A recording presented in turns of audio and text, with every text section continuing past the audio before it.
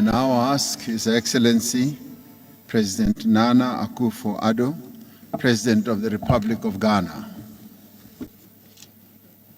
Excellencies, ladies and gentlemen, I'm grateful for the opportunity to address the 15th BRICS Summit, in which everyone present here is in agreement about the intensity and scale of the challenges facing our world and the urgent need to address them.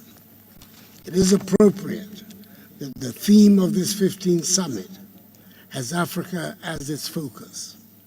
And I thank President Matamela Cyril Ramaphosa and the South African government and people for the invitation and for the warm hospitality the Ghanaian delegation has enjoyed here in South Africa.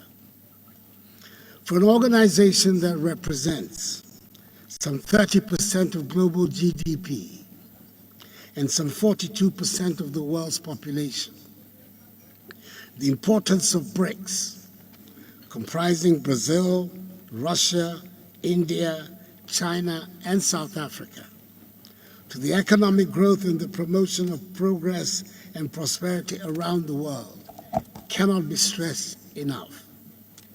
And I must applaud successive leaders of the BRICS countries for sustaining the relevance of this body.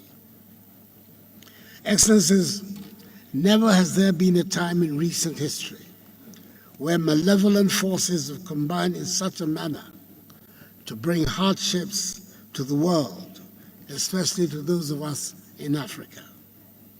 We are indeed operating in the most difficult of times. The interlocking challenges and the convergence of crises we are faced with pose existential threats that require immediate solidarity and collective action. It is obvious that the world has virtually run out of time to work together in the spirit of multilateralism.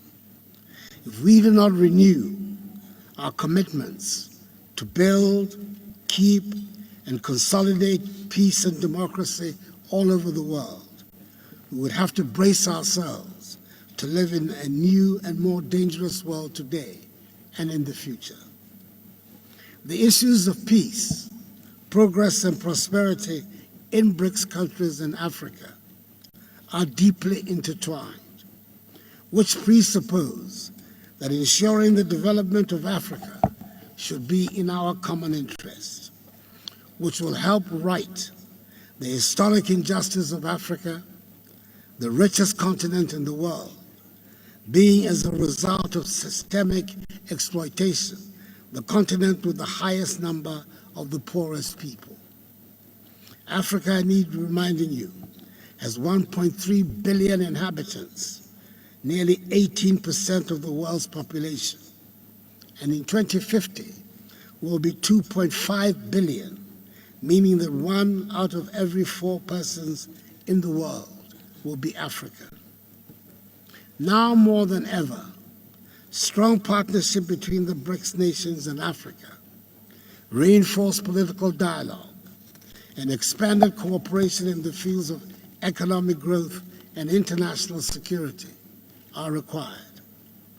We have to work together to achieve our goals, including a fair, equitable process of energy transition, which recognizes that the entire African continent is responsible for less than 4% of global emissions, and which safeguards the prospects of Africa's development.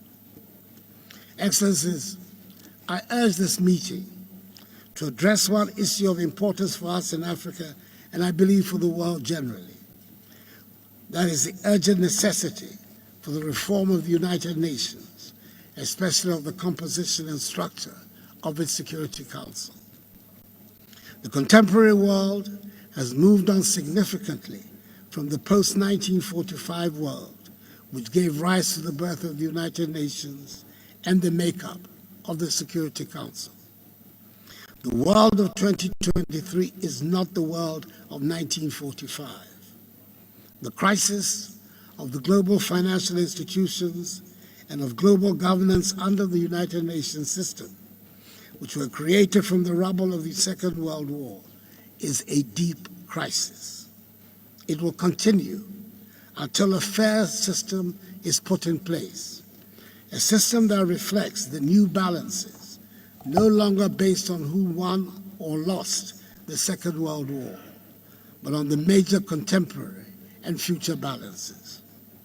I believe strongly that despite its numerous challenges, Africa is on the cusp of building a great new civilization, which will unleash the considerable energies and huge potential of the African peoples, so that we will make our own unique contribution to the growth of world civilization.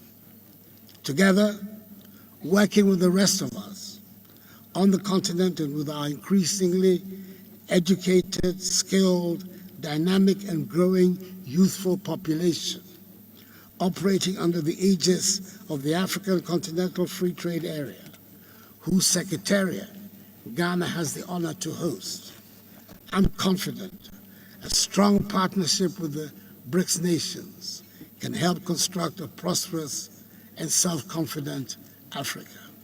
Now, I'd like to end by extending hearty congratulations to Prime Minister Narendra Modi on India's historic achievement of yesterday. I thank Your Excellencies for your attention.